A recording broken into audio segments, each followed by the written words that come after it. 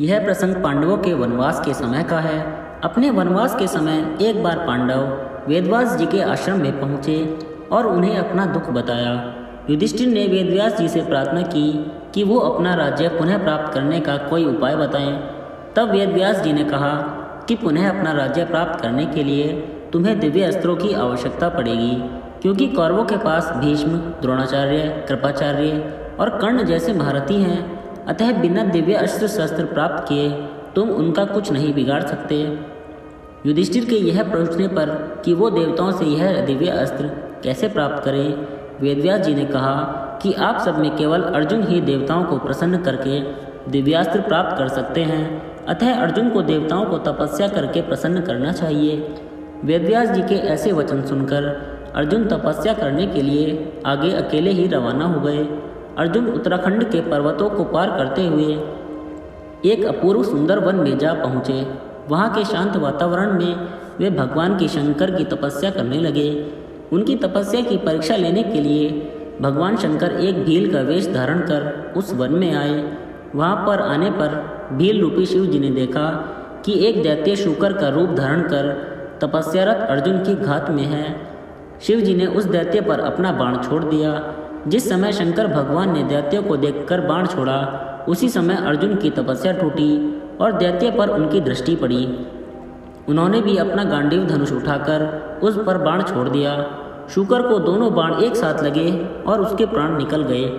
शूकर के मर जाने पर भील रूपी शिवजी और अर्जुन दोनों ही शूकर को अपने बाण से मरा होने का दावा करने लगे। दोनों के मध्य विवाद बढ़ता गया और विवाद ने युद्ध का रूप धारण कर लिया। अर्जुन निरंतर भील पर गांडीव से बाणों की वर्षा करते रहे, किंतु उनके बाण भील के शरीर से टकरा टकरा कर टूटते रहे और भील शांत खड़े हुए मुस्कुराता रहा। अंत में उनकी तरकश के सारे बाण समाप्त हो गए। इस पर अर्जुन ने भील पर अपनी तलवार से आक्रमण कर दिया। अर्जुन की तलवार भी भील के शरीर से टकराकर दो टुकड़े हो गई। अब अर्जुन क्रोधित होकर भील से मल्लयुद्ध करने लगे। मल्लयुद्ध में भी अर्जुन भील के प्रहार से मूर्छित हो गए। थोड़ी देर पश्चात जब अर्जुन की मूर्छा टूटी तो उन्होंने देखा कि भील अभी भी वहीं खड़े मुस्कुरा रहा है। भील की शक्ति देखकर अर्जुन को अत्यंत आश्चर्य हुआ और उन्होंने भील को मारने की शक्ति प्राप्त करने के लिए शिव मूर्ति पर पुष्प माला डाली, किंतु अर्जुन ने देखा कि वह माला शिव मूर्ति पर पड़ने के स्थान पर भील के कंठ में चली गई। इससे अर्जुन समझ गए कि भगवान शंकर ही भील का रूप धारण करके वहाँ उपस्थित हुए हैं। अर्जुन शंकर जी के चरणों में गिर पड़े। भगवान शंकर ने अपना असली रूप धारण कर लिया और अर्जुन से कहा, हे अर्जुन, मैं तुम्हारी तपस्या और पराक्रम से अति प्रसन्न हूँ और तुम्हें पाशुपतास्त्र प्रदान करता हूँ। भगवान शंकर अर्जुन को पाशुपतास्त्र प्रदान कर अंतर्ध्यान हो गए। उसके पश्चात वहाँ पर वरुण, यम, कुबेर, गंधर्व और इंद्र अपने अपने वाहनों पर सवार होकर आ गए। अर्जुन ने सभी देवताओं की विधिवत पूजा की।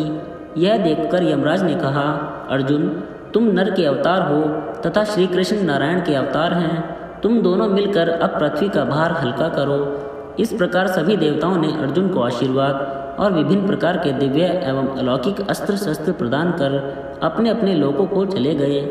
अर्जुन के पास से अपने लोकों को वापस जाते समय देवराज इंद्र ने कहा, हे अर्जुन, अभी तुम्हें देवताओं के अनेक कार्य संपन्न करने हैं, अतः तुमको लेने के लिए मेरा सारथी आएगा।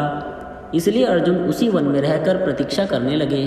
कुछ काल पश्चात उन्हें लेने के लिए इंद्र के सारथी मातली वहां पहुंचे और अर्जुन को विमान में बैठाकर देवराज की नगरी अमरावती ले गए। इंद्र के पास पहुंचकर अर्जुन ने उन्हें प्रणाम किया। देवराज इंद्र ने अर्जुन को आशीर्वाद देकर अपने निकट आसन प्रदान किया। अमरावती में रहकर अर्जुन ने देवताओं से प्राप्त हुए दिव्य और अलौकिक अस्त्र शस्त्रों की प्रयोग विधि सीखी और उन अस्त्र शस्त्रों को चलाने का अभ्यास करके उन पर महारत प्राप्त कर लिया। फिर एक दिन इंद्र अर्जुन से बोले, वत्स, तुम चित्रसेन नामक गंधर्व से संगीत और नृत्य की कला सीख लो। चित्रसेन ने इंद्र का आदेश पाकर अर्जुन को संगीत और नृत्य की कला में निपुण कर दिया। एक दिन जब चित्रसेन अर्जुन को संगीत और नृत्य की शिक्षा दे रहे थे, वहाँ पर इंद्र की अप्सरा उर्वशी आई और अर्जुन पर मोहित हो गई। अवसर पाकर उर्वशी ने अर्जुन से कहा, हे अर्जुन, आपको देखकर मेरी काम वासना जागृत हो गई है। अतः आप कृपया मेरे साथ विहार करके मेरी काम वासना को शांत करें। उर्वशी के वचन सुनकर अर्जुन बोले, हे देवी, हमारे पूर्वज ने आपसे विवाह करके हमारे वंश का गौरव बढ़ाया था, अतः पूर्व वंश की जननी होने के नाते आप हमारी माता के तुल्य हैं। देवी, मैं आपको प्रणाम करता हूँ। अर्जुन की बातों से उर्वशी के मन में बड़ा क्षोभ उत्पन्न हुआ और उसने अर्जुन से कहा, तुमने नपुंसकों जैसे वचन कहे हैं, अतः मैं तुम्हें शाप देती हूँ कि तुम 1 वर्ष तक पुंसत्वहीन रहोगे। इतना कहकर उर्वशी वहाँ से चली गई। जब इंद्र को इस घटना के विषय में ज्ञात हुआ तो वे अर्जुन से बोले, वत्स, तुमने जो व्यवहार किया है वह तुम्हारे योग्य ही था। उर्वशी का यह शाप भी भगवान की इच्छा थी। यह शाप तुम्हारे अज्ञातवास के समय काम आएगा। अपने 1 वर्ष के अज्ञातवास के समय ही तुम पुंसत्वहीन रहोगे और अज्ञातवास पूर्ण होने पर तुम्हें पुंसत्व की प्राप्ति हो जाएगी। इस शाप के कारण ही अर्जुन 1 वर्ष के अज्ञातवास के दौरान ब्रह्मनला बने थे। इस ब्रह्मनला के रूप में अर्जुन ने उत्तरा को 1 वर्ष नृत्य सिखाया था। उत्तरा विराट नगर के राजा विराट की पुत्री थी। अज्ञातवास के बाद उत्तरा का विवाह अर्जुन के पुत्र अभिमन्यु से हुआ था।